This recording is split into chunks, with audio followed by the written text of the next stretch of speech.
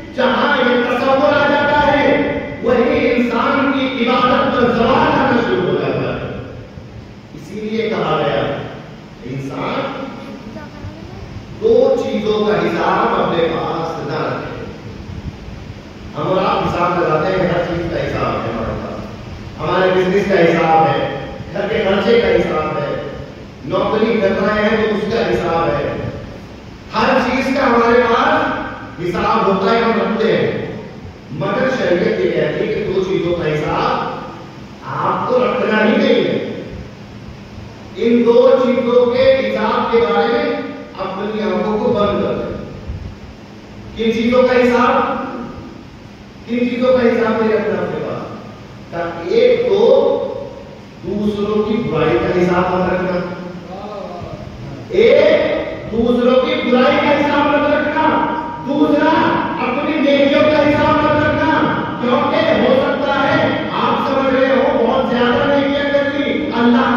قبول ہی نہ کی ہو، اللہ نے انہیں قبول ہی نہ کیا ہو، اور دوسرے کی برائی کا حساب نہ رکھنا، آپ سمجھ رہے ہو کہ اس نے بہت غلط کام کیا ہے اور اللہ نے اسے معاف کر دیا، اللہ نے اس کی توبہ کو قبول کر لیا ہو، تو دنیا میں ہر حساب انسان اپنے پاس رکھ سکتا ہے، مگر دو حساب نہ رکھے، دوسرے کی برائیوں کا حساب نہ رکھے، اپنی نیکیوں کا حساب نہ رکھے، انسان کمال کی منزل پر بڑھتا چلا جائے گا۔ یہ دو حساب اللہ نے چھوڑ دے، مگر اس کے برعکس انسان کا عمل ہے، اس کے برعکس ہے، انسان سے کہا گیا کہ اپنی نیکیوں کا حساب نہ رکھے، دوسرے کی برائیوں کا حساب نہ رکھے، انسان اپنی نیکیوں کا بھی حساب رکھتا ہے اور اس سے زیادہ دوسرے کی برائیوں کا حساب رکھتا ہے، اپنی نیکیوں کو گنواتا ہے،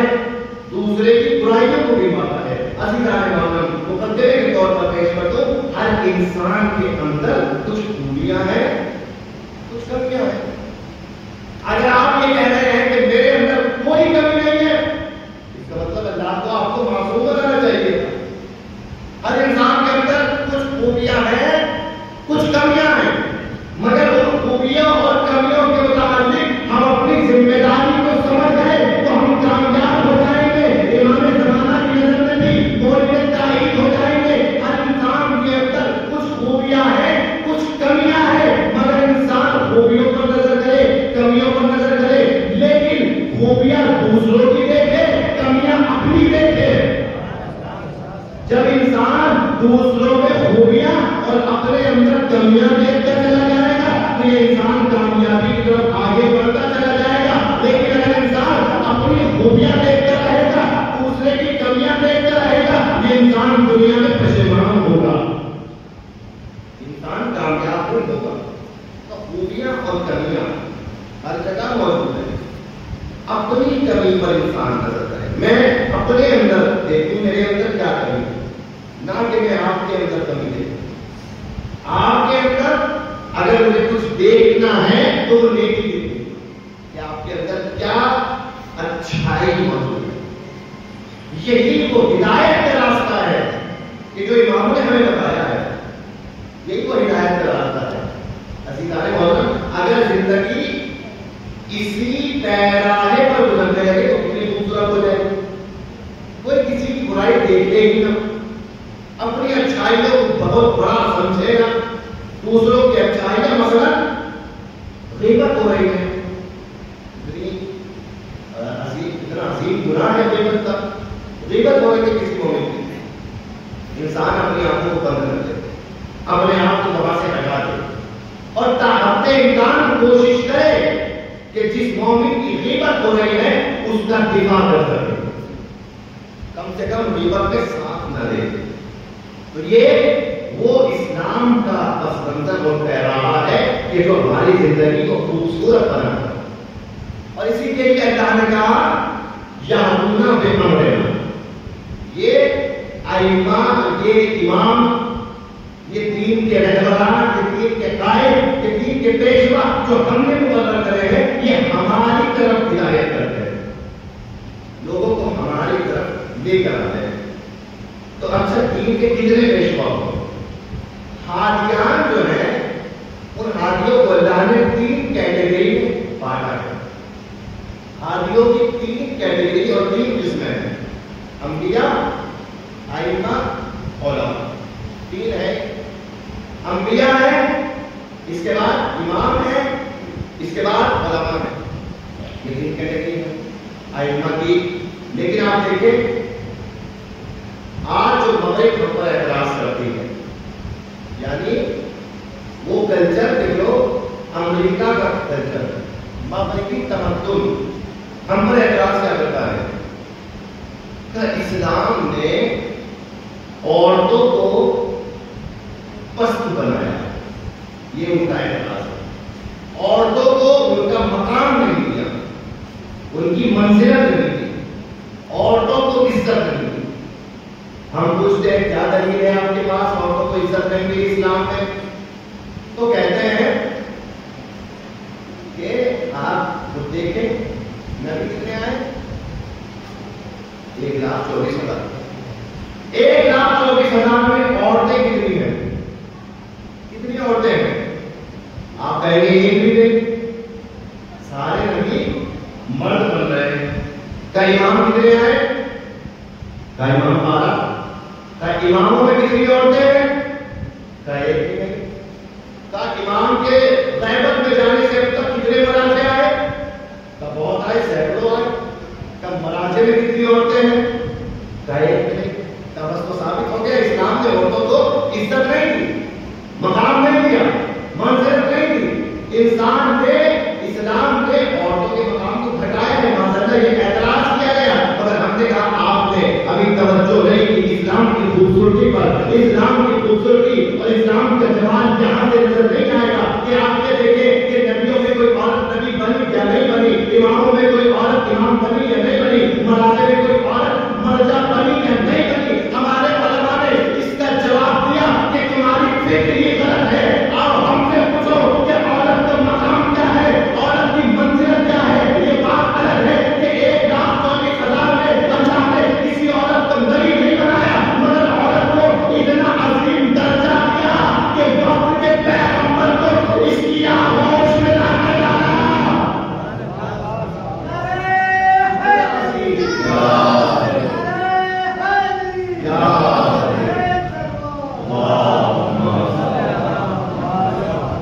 یہ آنے والے زمانے میں بڑا عظیم پیغمبر ہوگا.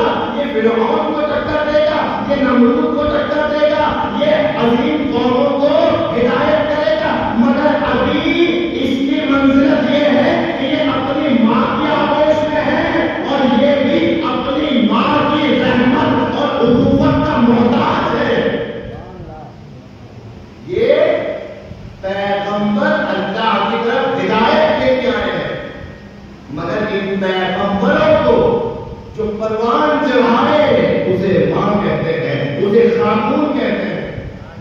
بتائیے کہ یہ اسلام نے شرف نہیں دیا، کہ یہ مقام نہیں دیا، کہ یہ منزلت نہیں دی، کہ یہ عہدہ نہیں دیا کہ 12 اماموں میں اللہ نے یہ الگ ہے کہ کسی ایک خاتون کو امامت نہیں دی، مگر اسی خاتون کو اتنی عظمت دے دی. اے فاطمہ بنت رسول علی تیری آغوش میں پڑیں گے، اے فاطمہ زہرا حسنین تیری آغوش میں پڑیں گے. یہ تمام عہدے، یہ تمام وظائف اللہ نے خاتون کے حصے میں رکھے. یہ تمام چیزیں ابھی نقطۂ نظر کو سمجھنے کی ضرورت ہے. کمال فقط یہ نہیں ہے کہ کسی عورت کو نبی بنا دیا جائے، کسی عورت کو امام بنا دیا جائے. کمال یہ ہے کہ نبوت اور امامت کو پروان چڑھانے کی ذمہ داری خاتون کو دی گئی. آج کی جو مجلس ہے، آپ اسی چیز کو غور کریں کہ خواتین کا اسلام میں کتنا اہم کردار ہے، کتنا اہم کردار ہے. یہ 2 بچوں کو میدان میں بھیج دینا، اپنے گود کے بالوں کو. یہ عظیم قربانی ہے زینب کی، یہ عظیم قربانی ہے ثانیہ زہرا. کس طریقے سے خواتین نے اسلام کی حفاظت میں اپنے وقت کے نبی، اپنے وقت کے امام کا ساتھ دیا. کیسے یہ قربانی دی؟ اللہ نے امامت کے عہدے کو اپنا ہدایت کے لیے ہر زمانے میں، مگر نبوت کو بھی اور امامت کو بھی ایک خاتون کی ضرورت پڑی ہے. آپ کبھی بھی دیکھ لیجیے، ہر زمانے میں پڑی ہے. جناب موسیٰ کے قصے میں جناب موسیٰ کی ماں اور جناب موسیٰ کی بہن عظیم کردار ادا کر رہے ہیں. ان کا کردار نہ ہوتا، جناب موسیٰ کو ماں نے دریائے نیل میں ڈالا، ایک صندوق میں بند کر کے جناب موسیٰ جب پیدا ہوئے دریائے نیل کے حوالے کر دیا. جناب موسیٰ کی ماں نے یہ کام کیا، بہن اس دریا کے کنارے کنارے گئی. 2 عورتیں ایک پیغمبر کی پرورش کر رہی. تیسری عورت لگائی اللہ نے، تیسری خاتون لگائی دربار فرعون کے اندر، جناب آسیہ. تیسری خاتون لگی. ایک ہاتھی کی پرورش کے لیے اللہ نے 3 خواتین کو لگا دیا. 3 خواتین. جناب عیسیٰ کا زمانہ دیکھیے، جناب عیسیٰ ہاتھی پر ہاتھ ہے، مگر ان کی تربیت کے لیے اور ان کے دفاع کے لیے، ان کے مقصد میں، ان کا ساتھ دینے کے لیے اللہ نے جناب مریم کو رکھا، مریم کی آغوش میں جناب عیسیٰ کو بھیجا۔ جناب ابراہیم خلیل خدا، ان کے لیے بھی 2 عورتوں کو رکھا گیا، جناب ہاجرہ اور جناب سارہ کو رکھا گیا۔ یہ تمام خواتین اپنے وقت کی حجت کا دفاع بھی کرتی رہی، ساتھ بھی دیتی رہی عزیزان محترم، لیکن ان تمام خواتین کی سرداری اللہ نے شہزادی فاطمہ کو عطا کی، اور شہزادی فاطمہ کو وہ عظمت بخشی کہ کائنات میں کسی خاتون کو عظمت نہ ملی، اور کائنات کی خواتین اس بات پر فخر کرے گی، اس بات پر فخر کرے گی کہ اللہ نے یہ عظمت کسی مرد کے حصے میں نہیں رکھی، اللہ نے یہ عظمت ایک خاتون کے حصے میں رکھی۔ فاطمہ زہرا کو اللہ کی عظمت دے رہا ہے، کائنات کی عورتوں کی سردار بنا رہا ہے، کائنات کی عورتوں کی سردار دے رہا ہے۔ اب سوال یہ پیدا ہوتا ہے، سوال دنیا یہ کرتی ہے، عورت کی مقام و منزلت نہیں ہے اسلام میں، عورت کو نہ نبی بنایا، عورت کو نہ امام بنایا، عورت کو نہ مرجع بنایا، مگر فاطمہ زہرا کو عظمت بخشی کہ آنے والے زمانے تک لوگ فاطمہ زہرا کے کردار پر فخر کریں گے۔ فاطمہ زہرا نے یہ فرمایا، اے فاطمہ تیرا رشتہ میں ایک طرف نبوت سے بھی جوڑوں گا، دوسری طرف امامت سے بھی جوڑوں گا، نبوت ختم نہیں ہوگی فاطمہ کے بغیر، امامت شروع نہیں ہوگی فاطمہ کے بغیر۔ اور ایک خاتون کو اللہ نے نبوت اور امامت کے بیچ کا حلقہ بنا دیا، حلقہ زنجیر، جو ایک زنجیر کو دوسری زنجیر سے فصل کرے، اسے فاطمہ کہتے ہیں۔ یہ اتنا سنگین مقصد تھا سی تو یہ ایک مرد بھی ادا نہ کر پاتا اگر اللہ کسی مرد کو دے دیتا۔ اللہ نے علی کو امامت عطا کر دی، مگر نبوت سے امامت تک ہدایت کے منصب کو منتقل کرنے کے لیے فاطمہ زہرا کو معین کیا۔ اے فاطمہ تم نبوت کا بھی دفاع کرو گی، اے فاطمہ تم امامت کا بھی دفاع کرو گی، دونوں کا دفاع کرنے کی ذمہ داری اللہ نے کسے دی؟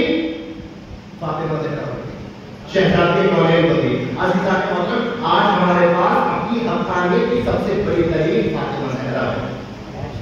اگر ہم حق پر ہیں، حق پر ہونے کی زندہ دلیل تو بطول کہتے ہیں، فاطمہ کہتے ہیں، اور یہی علامہ امینی نے ثابت کیا۔ علامہ امینی جب سعودی گئے تو لوگوں کو پتہ لگا کہ شیعوں کے بہت بڑے علامہ ہیں۔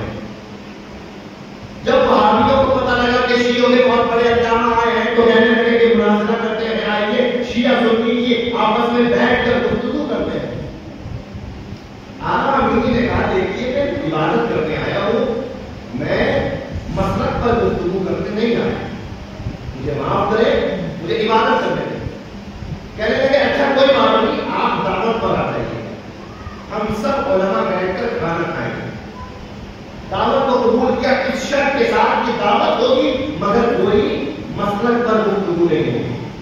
بلا لیا، جب آقا بھی پہنچے ہیں دعوت میں وہابیوں کی تو بڑے بڑے وہابیوں کے علماء بیٹھے، بڑے بڑے علماء، بڑا ہونے کا معیار الگ ہے۔ انسان محترم، ان کے یہاں عالم داڑھی دیکھ کر بڑا مانا جاتا ہے، ہمارے یہاں عالم علم دیکھ کر بڑا مانا جاتا ہے۔ آج زمانے میں یہ بھی دیکھ لیا ہے کہ بڑے بڑے داڑھی والے فیل ہو گئے مگر سامنے آئی سر بلند ہو گیا۔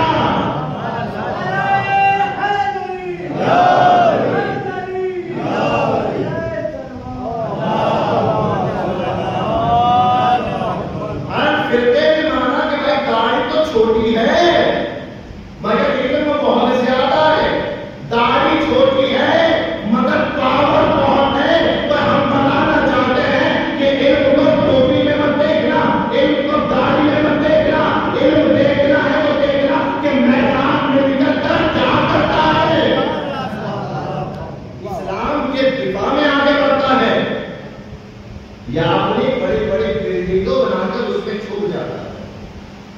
سارے آ گئے بڑی بڑی گاڑی والے، اور اس میں ایک چھوٹی گاڑی والے علامہ امینی بیٹھ گئے، کھانا کھا لیا، کھانا کھا کر شرط کی، کیا شرط تھی؟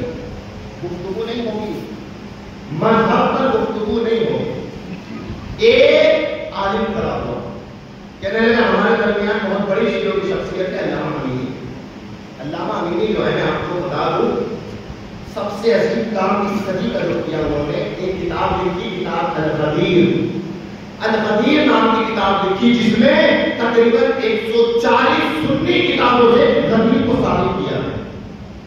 اتنی عظیم کتاب الغدیر علامہ امینی نے لکھی، تو اس نے تعارف کرایا کہ شیعوں کے بہت بڑے مرجع ہمارے درمیان ہیں، ہم ان کا خیر مقدم کرتے ہیں، اور ساتھ ہی ساتھ ہم ایک چھوٹا سا پروگرام رکھتے ہیں۔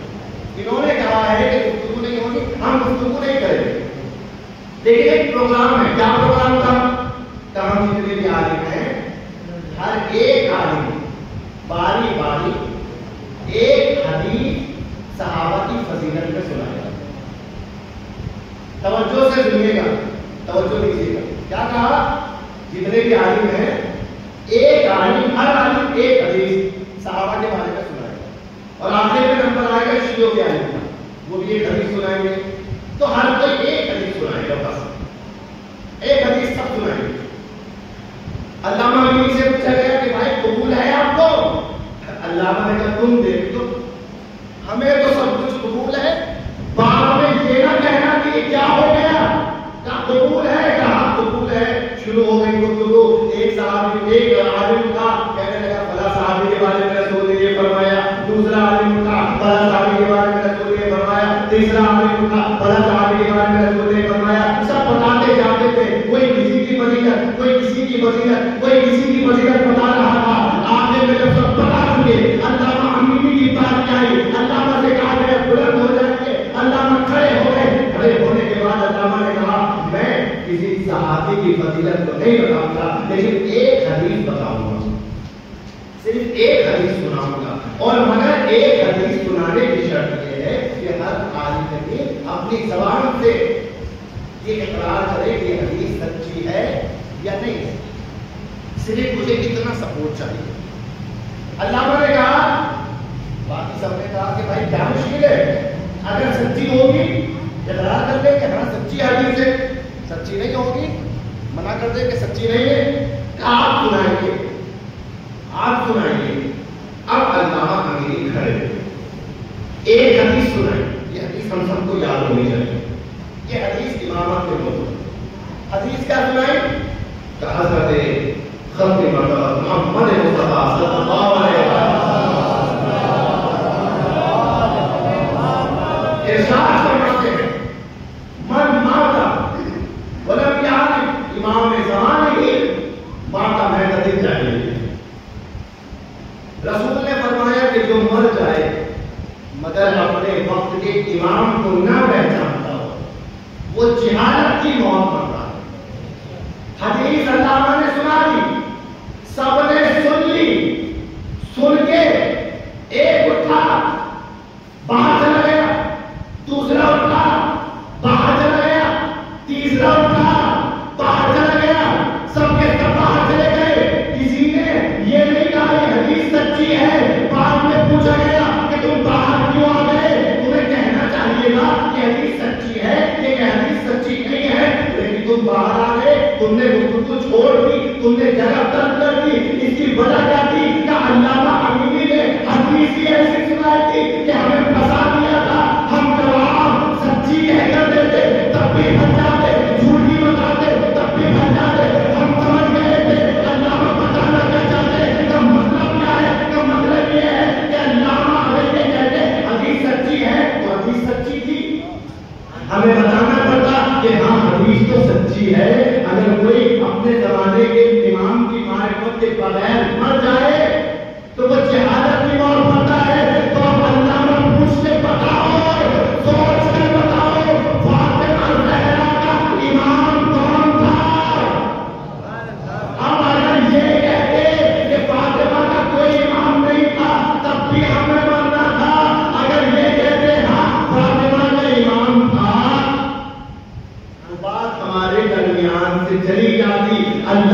حدیث جانے کیوں؟ کس وجہ سے؟ کیا وجہ یہی تو تھی کہ انہوں نے ایسی حدیث سنا دی تھی جس حدیث کو سناتے ان کی جیت پکی ہو گئی تھی۔ مسلمانوں بتاؤ نا، فاطمہ کا امام کون تھا؟ امام کی اطاعت کی جاتی ہے، امام سے ناراض نہیں ہوا جاتا۔ جس سے فاطمہ زہرا ناراض ہو کر اس دنیا سے چلی جائے وہ امام نہیں ہوتا۔ جس علی کی فاطمہ اطاعت کرے اسے امام کہتے ہیں۔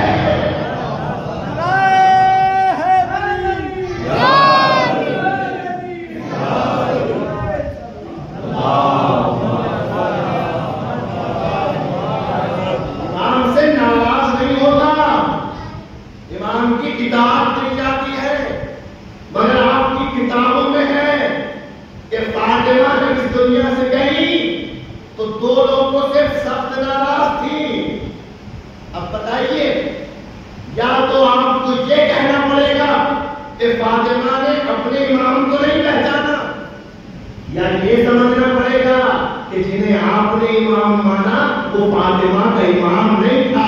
ہمیں آج اسی بات پہ فخر ہوتا ہے کہ ساری کائنات میں ہم سینہ ٹھوک کے کہتے ہیں کہ ہمارا امام الیکشن میں بنایا ہوا نہیں ہے، ہمارا امام وہی ہے جو فاطمہ زہرا کا امام ہے۔ ہمارا امام فاطمہ کا امام ہے۔ حقانیت کی دلیل ہے فاطمہ زہرا، صداقت کی دلیل ہے فاطمہ زہرا۔ اگر نبی کے بعد صداقت سمجھنی ہے، دیکھیں فاطمہ کس طرح ہے۔ جہاں فاطمہ ہو وہی صداقت ہے، وہی ہدایت ہے، وہی علم ہے، وہی امامت ہے، وہی امامت ہے۔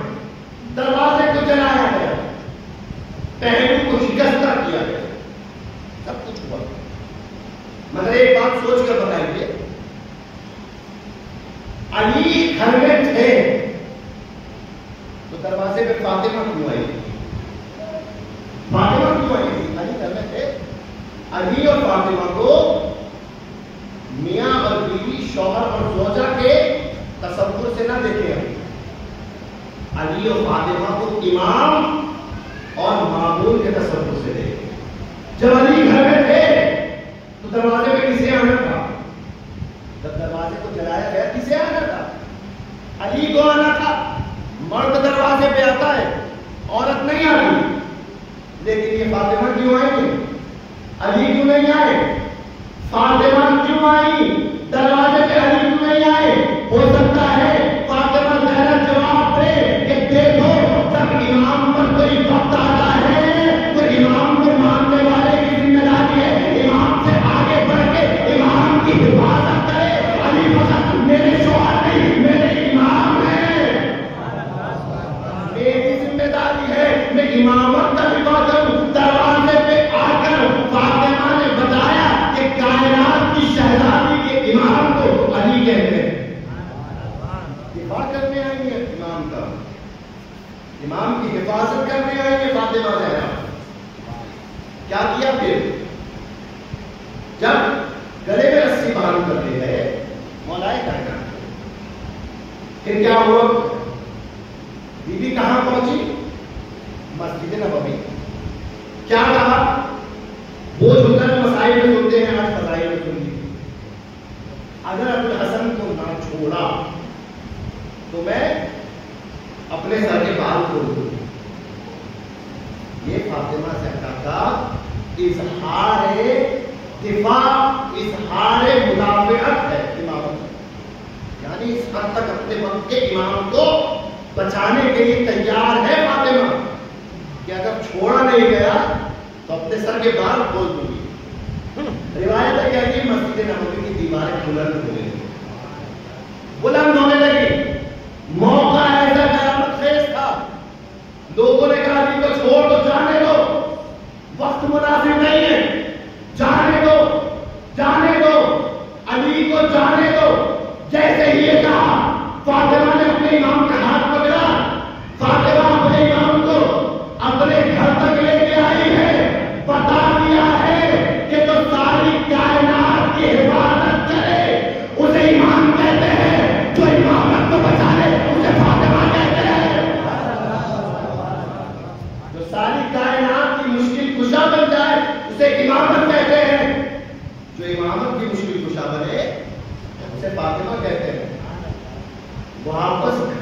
لے آئی بیوی اپنے وقت کے امام.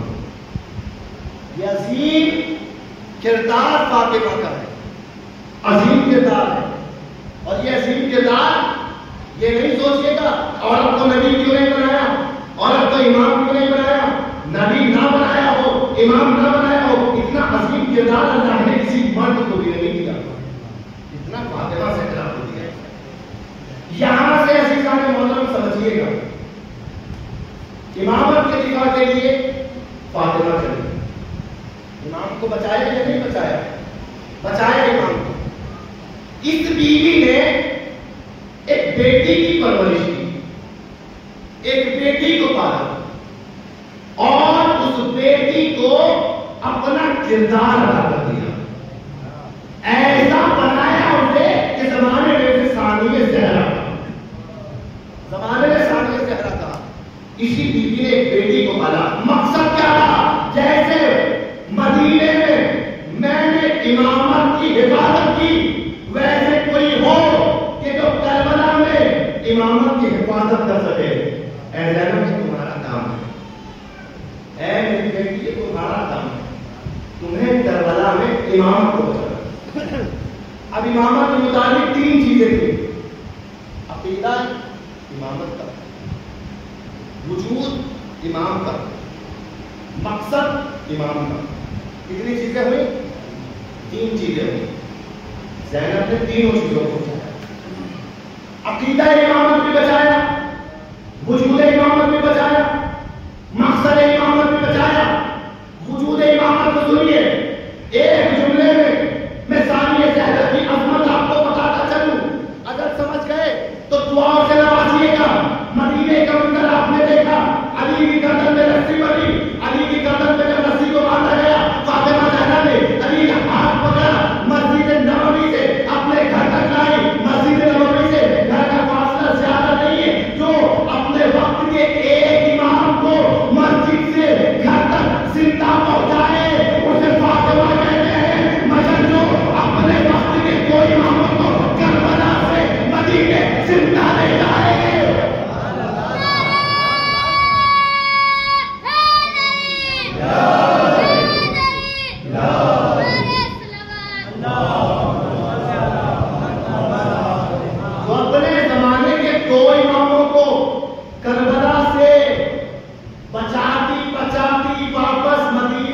زندہ پہنچا دے اسے زینب کہتے ہیں.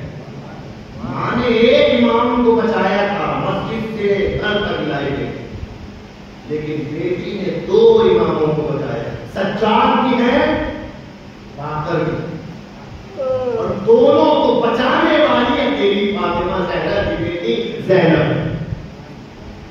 یہ وجود امام بچایا، پھر وجود امام بھی بچایا، عقیدہ امام بھی بچایا.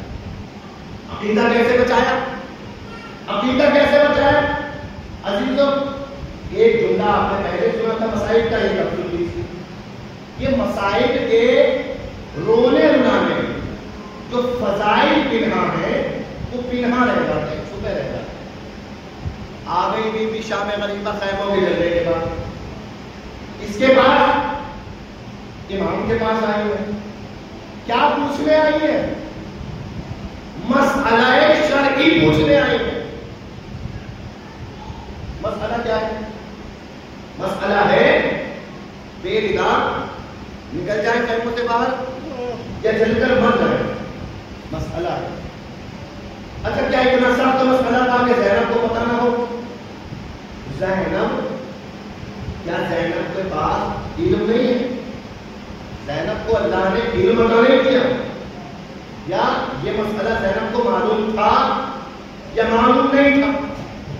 اگر آپ یہ کہیں کہ زینب معاذ اللہ عالمہ نہیں تھی، مدافعہ تو تھی، حامی تھی امامت کی، عالمہ نہیں تھی. ہو سکتا ہے کسی کو یہ ڈاؤٹ ہو جائے بھائی مسئلہ پوچھ رہے کہ شاید عالمہ نہ ہو، مگر اس اشکال کو خود سجاد نے دور کر دیا. جب کوفے میں خطبہ دیا تو خطبے کو بیچ میں روکنا پڑا. سجاد نے کہا یا امت باللہ عالمۃ غیر معلمہ، اے بی اماں